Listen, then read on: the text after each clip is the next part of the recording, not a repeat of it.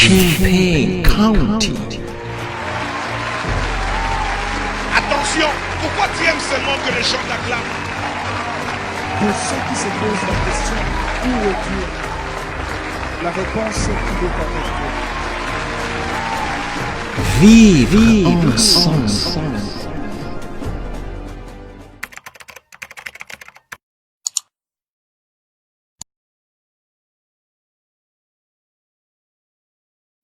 Très chers membres de la communauté congolaise de partout dans le monde, bonjour. Bonjour, vous voyez que je souris parce que ça fait 3 fois que nous étions en train d'essayer de commencer. Nous devions normalement commencer à 10h45. 3 fois commencé, 3 fois ça ne tenait pas. La technique, 2 fois ça a des caprices.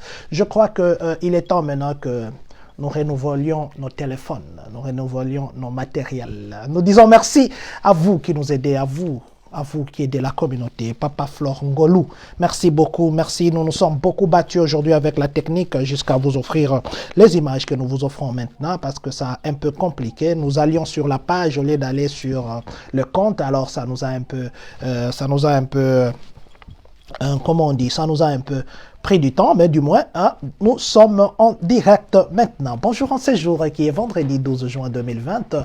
Bonjour en ce jour que Dieu nous a encore donné le souffle et il nous a donné le soleil. Bonjour en ce jour où nous sommes encore une fois de plus vus. Merci à vous qui êtes en ligne. Merci à vous qui êtes connectés en ce moment. Merci à vous qui nous suivez. Merci à vous qui êtes toujours là quand nous nous connectons. Merci à vous, Monsieur Christian Ilunga. Merci à vous, Monsieur Greffin de Springfield. Dès lors vous nous suivez.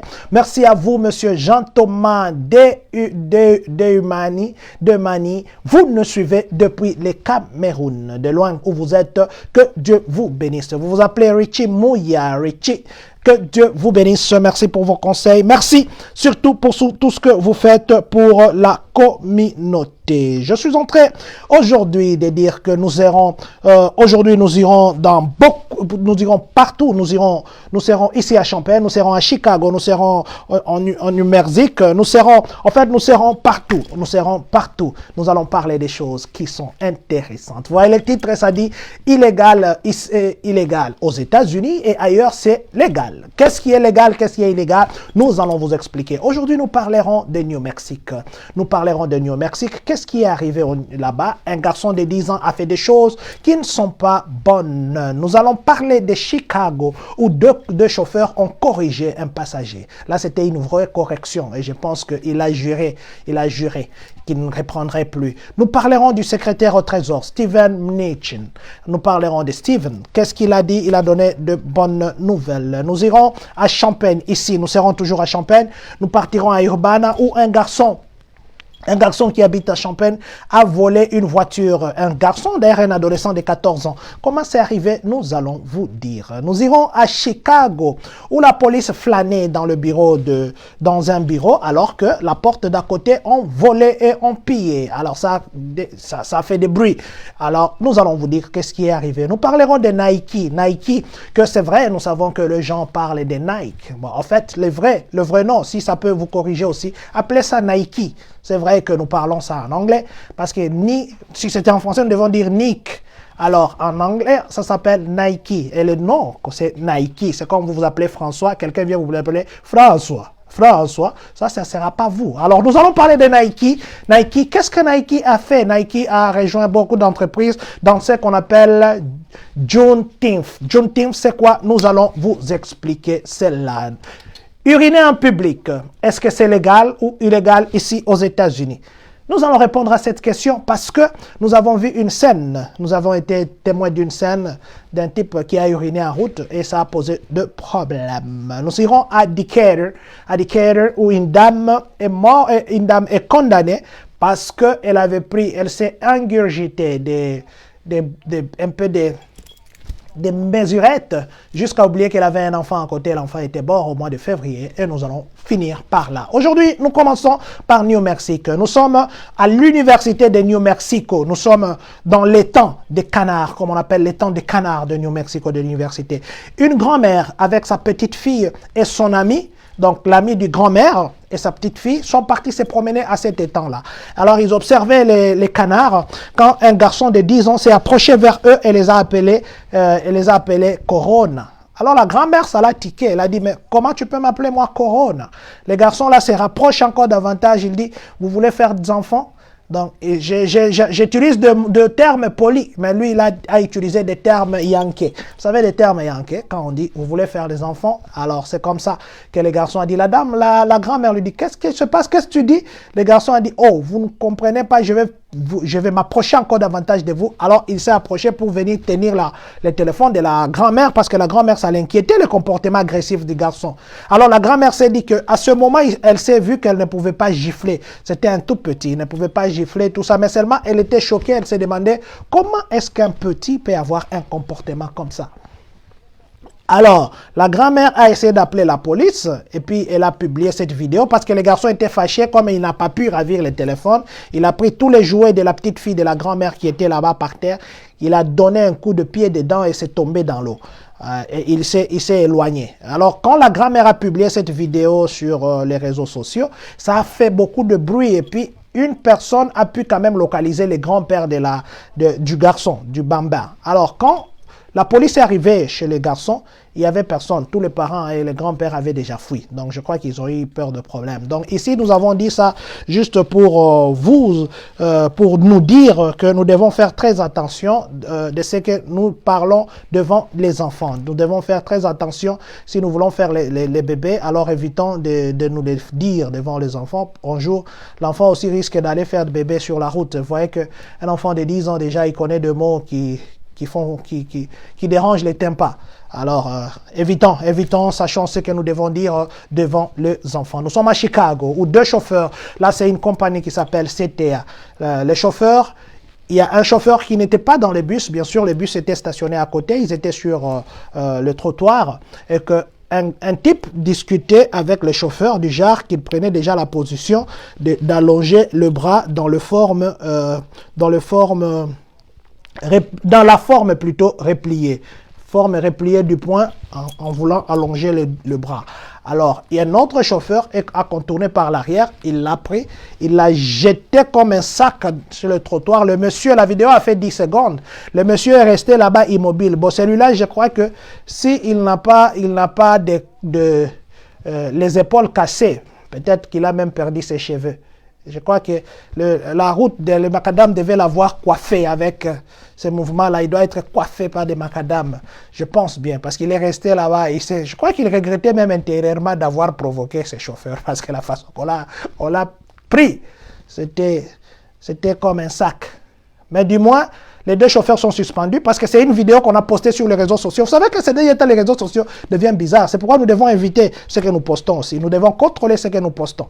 Alors, on a suspendu les deux chauffeurs pour le moment pour raison d'enquête. Ils ne sont pas aussi payés, mais du moins le président des syndicats des chauffeurs de Chicago a dit que ces deux chauffeurs n'ont jamais eu de problème comme ça dans le passé, bien que la CTA protège les clients. Les comportements comme ça pour la CTA ne passent pas, mais du moins les deux chauffeurs, on est en train de faire les enquêtes. Les deux chauffeurs sont identifiés, mais la personne qu'on a frossée, on ne connaît ni la personne, son identité, ni quand et où ça s'était passé. Donc ils sont en train de faire les investigations pour voir. C'est pour vous dire aussi, nous les clients, des fois, nous avons une bouche facile. Alors, nous avons aussi des chauffeurs qui ont une bouche comme s'ils ont été entraînés à rapper dans les insanités. Mais du moins, nous devons seulement savoir que dans notre langue vernaculaire ou notre langue vernaculaire, on dit ceci, la bonne façon de se battre, c'est de fuir. Donc, moi, je conseillerais plus tard, ou plutôt, je conseillerais à vous qui nous suivez, que vous avez des pieds pour échapper à des situations comme ça. Ne vous comparez pas à un Goliath, sinon vous serez une poussière. Bon, du moins, c'était juste pour vous dire que non, il y a des chauffeurs, des fois, qui perdent aussi des pédales, qui peuvent vous ramasser et vous jeter. Du moins, les deux sont suspendus pour le moment. Si jamais ça arrivait, nous vous dirons. À vous qui êtes aussi chauffeur, évitez des situations qui peuvent vous amener à taper sur les gens. Ce n'est pas bien, au risque de vous voir perdre votre boulot. Nous sommes du côté de la Maison-Blanche, où le secrétaire au Trésor, Stephen Mnuchin, a dit que la porte est maintenant ouverte pour un deuxième tour d'échec. Donc, le secrétaire au Trésor a même dit que la Maison-Blanche est entrée maintenant actuellement ici. Ça, c'était le mardi qu'il a dit. Aujourd'hui, on est vendredi. Il y a 3 jours, quand il avait l'audience au Congrès, il a dit que l'administration Trump est en train vraiment de raisonner, de travailler très sérieusement sur la possibilité d'un deuxième tour de chèque. Et puis, il a dit que nous devons vraiment donner aux gens l'argent parce qu'ils en ont besoin. C'est lui le secrétaire au Trésor. En fait, s'il dit ça, c'est déjà, il glisse l'information. Juste ici, nous voulions vous dire qu'il y a maintenant espoir qu'il y aura un deuxième tour de chèque. Et s'il y en a, ça sera le dernier. Parce qu'après ça, il n'y en aura pas. C'est vraiment l'espoir maintenant qu'il peut y en avoir, selon ce que les secrétaires au Trésor nous a dit hier. Donc, nous sommes entrés ici. Oh là, maintenant, je peux voir. J'ai dit bonjour et merci à vous, Papa Clovin Kossi, d'être en ligne. Merci à vous, Maman Claudine Louvuvamu, qui nous suit depuis... vous nous suivez depuis Indiana. Merci à vous, Papa Denis Kabanga. Merci à vous, Divin Patrick Kabenga. Merci à vous, Regan Mayoko. Merci à vous, Papa Charles Kalonda. Merci à vous qui êtes en ligne. En ce moment, je ne vous ai pas vous tous cités. C'est juste une partie. C'était juste pour vérifier si mon téléphone fonctionnait normalement. Merci parce que vous êtes connectés, Monsieur Christian Ilunga de Nova Product. Vous nous suivez. Chapeau à vous. Alors, nous disions que les 2 chauffeurs, pour le moment, sont suspendus et que pour ce qui est des chèques, nous étions en train de parler, c'est le dernier sujet que nous avons parlé, ce qui est des chèques est que les chèques, actuellement, il y a des bonnes nouvelles parce que le secrétaire au Trésor a annoncé que la Maison-Blanche y pense sérieusement. Nous sommes maintenant à Urbana. Nous sommes à Urbana vers 22h30. Là, nous sommes hier à Urbana vers 22h30. Un jeune de 14 ans et son ami voient une dame qui voulait monter dans sa voiture. Ils viennent avec l'arme. Il avait l'arme à la main. Ils ont menacé la dame. Ils lui ont dit, laisse la clé sur le siège, prends ton téléphone, jette dans la brousse et puis éloigne-toi de la voiture. C'était une voiture rouge. Ils ont volé ça. Ils ont pris la voiture. Et puis, on a appelé la police. La police a quand même pu retrouver là. À Urbana, là, nous sommes au croisement de Orchard et puis Griggs. Vous savez, Griggs, c'est là que nous avons notre bureau. Griggs, c'est là qu'il y a le Best of African. Griggs, c'est là. Donc, si vous prolongez au croisement de Orchard et puis Griggs, c'est là que l'événement s'est produit. Alors, là, nous sommes hier à 22h30. Ou avant-hier plutôt, à 22h30. Maintenant, quand ils ont pris cette voiture, ils ont fui, on a appelé la police. La police a quand même pu retrouver la voiture au croisement. Là, maintenant, ils ont retrouvé la voiture ici à Champaign, au croisement de Bradley et puis Edge. Vous savez, du côté de Bradley, là-bas, il y a l'avenue qu'on appelle Edge. Donc, c'est au croisement là qu'ils ont trouvé la voiture. C'était une voiture rouge. Maintenant, quand ils s'approchent de la voiture, le garçon de 14 ans prend le volant. Il va jusqu'à l'Highway 74. Et la police l'a poursuivi jusqu'à Buzy. De Buzy, là, c'est l'avenue Buzy. Ils l'ont poursuivi et il est parti se cogner dans une autre voiture de la police. Et il a quitté sa voiture, il a commencé à courir encore. Et c'est là, la police l'a poursuivi pour les rattraper. Le garçon n'a que 14 ans. Et puis, le garçon là, on l'avait déjà arrêté. Il était sous liberté conditionnée parce qu'il avait volé un ordinateur dans une voiture. Il avait cassé la voiture dans le passé et puis volé l'ordinateur. Maintenant, les gens se posent des questions. Un garçon de 14 ans, où est-ce qu'il a eu l'arme? Un garçon de 14 ans, pourquoi il doit avoir un comportement comme ça? Un garçon de 14 ans est capable de faire de conduire à très grande allure et jusqu'à se faire suivre par la police. Alors ça suscite beaucoup d'interrogations. Il est ici encore une fois de plus pour nous un devoir de dire à tous les parents, s'il vous plaît, regardez l'entourage de vos enfants. Ce n'est pas l'âge. Ici, ne croyez pas que parce qu'un enfant a 10 ans, nous avons parlé d'un enfant de 10 ans, comment il s'est comporté, ou un enfant à 11 ans qui ne sait pas des choses. Peut-être qu'il connaît des choses que vous ignorez. Donc, il est toujours important d'être en contact avec vos enfants, savoir ce qu'ils font, savoir leur fréquentation. Bonjour à vous, Geloria Milina. Oh, papa Gelor, Tike Soatom Boaba. Bonjour, papa, merci d'être en ligne. Aigle Jaune, bonjour.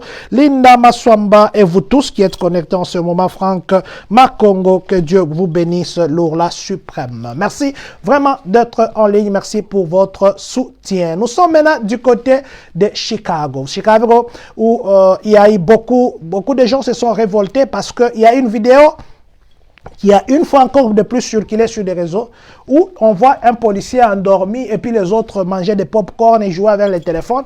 Or, juste à côté là-bas, on était en train de piller. Les policiers étaient dans le bureau du membre du Congrès qui s'appelle Bobby Rush, et que à côté là, on pillait. Alors, le maire de Chicago est très fâché. Il a dit que non.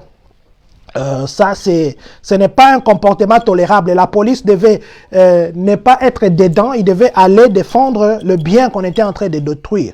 Mais je sais que dans notre pays, le pays d'où nous venons, nous savons que quand on affecte un policier à X endroit et qu'il abandonne ses postes, il part là-bas, on va dire abandon des postes. Mais ici, le maire a dit que les policiers ne devaient pas rester là-bas. Et ce qui est vrai, les policiers sont des humains. Ils ont travaillé pendant toute cette semaine-là, ils ont travaillé. Là, la vidéo c'est du 1er juin. Vous savez que tous ces derniers temps, il y avait eu des événements où la police travaillait durement et que ce sont des humains. Et c'est normal que la police se fatigue. Mais pour le maire de Chicago, elle n'a pas vu ça de la même façon. Mais du moins, ça a suscité des critiques parce que le président du syndicat de la police a qualifié de la conférence d'hier, parce que c'est hier que le maire de Chicago a tenu cette conférence. Il a qualifié de la conférence de ridicule. Et il a dit que c'est une conférence très ridicule parce que les policiers se sont reposés, les temps qu'ils se sont reposés, c'était après que les gens aient pillé. Bon, du moins, c'était juste pour vous dire que les policiers sont aussi des humains et puis ils font des travail pour nous garder en vie, tout ça, et ils ont le droit de se reposer. On ne peut pas refuser à quelqu'un un droit de repos. Bon, bien que il y a comme un tiraillement maintenant entre le maire et les syndicats de la police, mais du moins, ce que nous savons que jusque-là, c'était juste au niveau de paroles, il n'y a aucune personne qui a été ni arrêtée ni quoi. Donc, et c'était juste pour vous annoncer ce qui s'est passé parce que, comme nous vous le disons, nous ne venons pas avec des informations. Nous avions déjà posté ça sur notre page Facebook. C'est vrai que c'était en anglais et il était de notre devoir de vous expliquer ça en français. Nous sommes maintenant du côté de Nike. D'abord qu'on parle de Nike, nous voulons corriger. Beaucoup de gens appellent ça Nike. Nike. Si vous parlez à quelqu'un qui habite dans le pays où on fabrique les Nike, il vous dira c'est quoi Nike? Il ne comprendra pas. Donc, je viens ici nous informer que dorénavant, changeons. N'appelons pas Nike parce que Nike, ça n'a aucun sens. Appelons ça Nike. C'est Nike. À partir d'aujourd'hui, appelons ça Nike. Nous sommes du côté de Nike. Nike, vous savez que c'est l'entreprise qui fabrique des chapeaux, des équipements sportifs. Et son premier grand concurrent, c'est Adidas. Ça, vous connaissez du moins. Qu'est-ce que Nike a fait? Nike à partir de maintenant, ils ont voté que les 19 juin, qu'on appelle les 19 juin aux États-Unis pour ceux qui ne connaissent pas. Et pour nous, d'ailleurs, qui venons à peine de connaître aussi ça s'appelle Juneteenth. Juneteenth, c'est quoi? Juneteenth, c'est un congé que Nike va commencer maintenant. À partir de les 19 juin, Nike, ces travailleurs n'auront pas à travailler et ils seront payés. Ça sera un congé payé. Pourquoi les Juneteenth, c'est quoi? Ou bien les Juneteenth. Juneteenth, c'est quoi? Juneteenth, qui se célèbre le 19 juin, c'est la plus ancienne célébration américaine. Ça marque la fin de l'esclavage et on l'appelle aussi le jour de l'émancipation. Pour soutenir tout ce qui se passe ici, pour soutenir les esclaves et les noirs, excusez-moi, pour soutenir le noir, ainsi de suite, Nike a officiellement rejoint, parce qu'il y avait des autres sociétés déjà qui ont déjà déclaré que le 19, qu'on appelle Juneteenth, le Juneteenth, ça sera férié. Il y a des sociétés telles que Twitter, ils ne travaillent pas les 19 aussi, Square ne travaille pas, et puis Vox Media ne travaille pas, parce qu'eux ont déjà fait ça. Donc, ils ont montré leur façon de soutenir le noir. Et même Adidas a annoncé qu'ils vont maintenant 30% de leurs travailleurs, ils seront un mélange de noirs et puis des latinos. Les latinos, vous voyez, les mexicains, ainsi de suite. Donc, c'est une façon seulement de soutenir, c'est ça. Donc, nous applaudissons Nike, Nike qui maintenant là il le fera pour honorer le noir. Donc c'est la date qu'on a aboli le noir. Comme vous le savez, en 1921 il y avait à Tulsa il y avait le noir qu'on avait brûlé. On a brûlé beaucoup de noirs. Maintenant ça tombe mal parce que le président Donald Trump C'est pourquoi il y a eu beaucoup de gens qui l'ont critiqué. Le président Donald Trump, lui, a dit qu'il recommence sa campagne les 19 ici. Et il va commencer dans cette même ville-là. Il veut commencer dans cette ville. Et alors, il y a eu beaucoup, le titre même, c'était qu'on l'a giflé à la face. Parce que ça a suscité maintenant la colère des gens. Parce qu'ils ont dit que le président, c'est une façon qu'il est en train d'encourager les suprématistes blancs. C'est comme s'il les encourage. Alors, les gens se sont levés. Il y a beaucoup de voix qui se sont levées. Pourquoi il a choisi seulement les 19? Il y a des sociétés qui sont en train d'honorer cette date-là. Lui veut choisir cette date-là pour sa campagne, pour recommencer sa campagne. Il y a beaucoup de dates qu'il peut commencer sa campagne. Alors, les gens se demandent, est-ce que il porte un habit blanc, et plutôt un habit noir tout en étant blanc dedans ou quoi? Alors, ce sont des questions qui se posent. Mais du moins, jusque-là, il a maintenu que le 19, il va commencer sa campagne. Et je pense qu'il y aura encore des désordres ce jour-là. Ce n'est qu'une analyse que nous faisons. Peut-être qu'il y aura des désordres parce que les gens verront qu'on est en train de saboter cette date qu'on appelle d'ailleurs aux États-Unis, c'est Juneteenth. Juneteenth, comme nous vous l'avons répété. Comme on dit, nous attendons voir ce qui va arriver. Mais du moins, pour le moment, Nike, le 19 juin, sera férié et payé. Uriner en public. Uriner en public, d'abord nous allons vous dire que uriner en public est illégal ici dans tous les États des États-Unis. Aucun État des États-Unis ne tolère uriner en public. C'est illégal partout. Ça, c'est un fait. Deuxièmement, si on vous attrape ou on vous accuse d'uriner en public, vous serez inculpé d'atteinte à la pudeur ou bien de corruption publique, Donc, atteinte à la pudeur plutôt, ou bien de corruption publique. Ce sont les deux inculpations que vous pouvez avoir. Et ce sont des crimes qui peuvent être considérés comme une délinquance sexuelle. Donc, on peut vous considérer comme une délinquance sexuelle. Il y a même beaucoup d'autres ordonnances qui appuient ça. Beaucoup d'autres ordonnances interdisent d'uriner en public. Donc, pourquoi nous avons dit ça? Vous savez que il y a des gens, par exemple, qui peuvent, dans notre pays où nous venons, ici du moins, je ne sais pas, nous avions été témoins, il y a 2-3 jours, une personne là a uriné sur la route à côté de ma maison et mon voisin était scandalisé, il a parlé, il voulait même appeler la police. Alors moi je lui ai dit non, mais il a un besoin. Il a dit non, ça ne se fait pas aux États-Unis. Alors il fallait que je m'informe. Alors je me suis informé, je trouvais que uriner aux États-Unis, dans tous les États, c'est illégal. Donc, si jamais je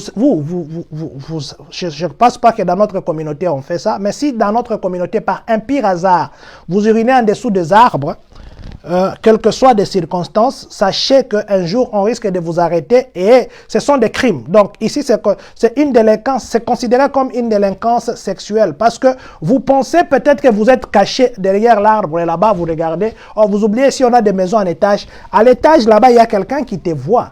Or, il n'y a pas quelque chose qu'on considère de sacré comme cet héritage familial. Là c'est un héritage familial qu'il faut vraiment protéger. Mais vous exposez l'héritage. Qui a déjà exposé son héritage? Vous pensez être caché derrière un arbre. Or, il y a les yeux là qui sont les yeux de l'aigle parce qu'il habite au 3e niveau. Il te voit.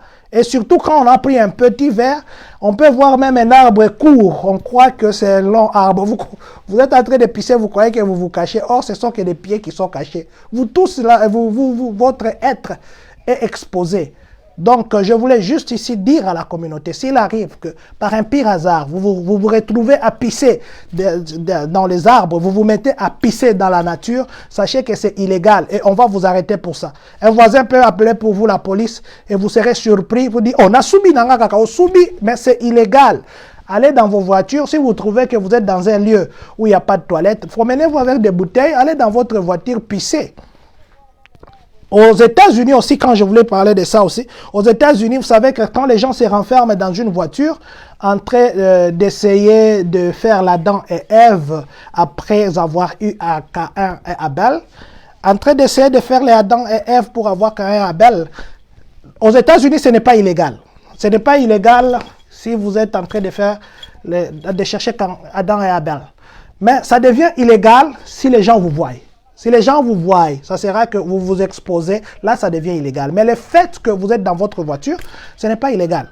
Mais si jamais les regards vous voyez, ça devient maintenant illégal parce qu'on va vous dire que vous avez exposé votre intimité.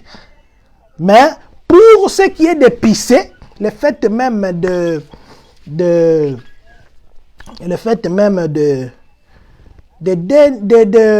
d'exposer ces bijoux, l'héritage familial, c'est illégal. Donc j'ai beaucoup traîné sur ça parce que peut-être qu'il y a des membres de notre communauté, peut-être, je ne dis pas qu'il y en a, peut-être qu'il y en a qui ne connaissaient pas que pisser en public, c'est une infraction. À partir de maintenant, ne pissez plus en public. Quelle que soit l'occasion qui vous retrouve, vous êtes dans un endroit où peut-être ça peut, même dans un parc, cherchez une toilette ou allez dans vos véhicules, prenez vos dispositions, ayez une bouteille pot. Promenez-vous avec partout pour que vous ne puissiez pas être arrêté. On va cotiser l'argent pour vous faire sortir de la prison parce que vous avez pissé. Ça ne sera pas intéressant. On va dire quoi? Pisser en public et arrêter. Non. En tout cas, arrêtons de faire ça si nous le faisons. Nous sommes à Decatur. Une dame a vu bon à faire que de prendre des whisky. Là, nous sommes le 27 février 2020. Elle a pris des whisky. Elle a pris aussi beaucoup de comprimés. Excusez-moi, je suis en train de regarder l'heure parce que mon régisseur doit partir. Alors, elle a pris aussi beaucoup de médicaments, ce qui a fait à ce qu'elle a dormi. Vers 4h15, elle s'est rendue compte qu'elle était en profond sommeil. Elle s'est réveillée pour faire manger l'enfant parce qu'à chaque fois, elle faisait manger l'enfant à 4h. Elle s'est rendue compte que l'enfant de 2 mois ne respirait pas. Elle a appelé la police est venue. On a enterré l'enfant, c'est vrai, après. Mais on faisait les enquêtes, mais hier, on l'a arrêté parce qu'après l'autopsie, on a remarqué que l'enfant était mort d'asphyxie. Donc, c'est quand la dame était morte dans ses cuitis, elle s'est retournée et puis elle a étouffé l'enfant. L'enfant est mort. Et on l'a condamné d'abord, parce qu'elle dormait sur un même lit ou dans un même lit. C'est ça les Français. Merci, mon régisseur. Elle a dormi dans le même lit que son enfant. Et parce que ici, vous savez que vos enfants, vous ne devez pas dormir avec eux ensemble. Vous devez aller chercher leur berceau. Alors, première infraction. Et deuxième infraction, d'avoir tué son enfant. Alors, mère, parent, père. Même si nous cuitisons, évitons de cuitiser pendant que nous avons les enfants. Parce que nous risquons d'être en prison à cause de nos contrôles, de nos overdoses. Nous avons ainsi dit.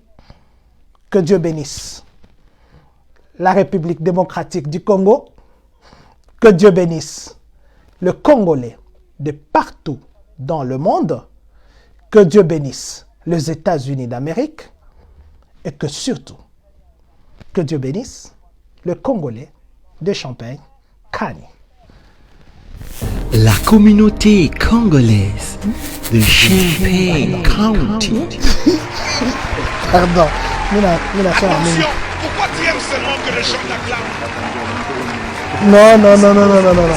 Non, mais il fallait que... La réponse qui est correcte.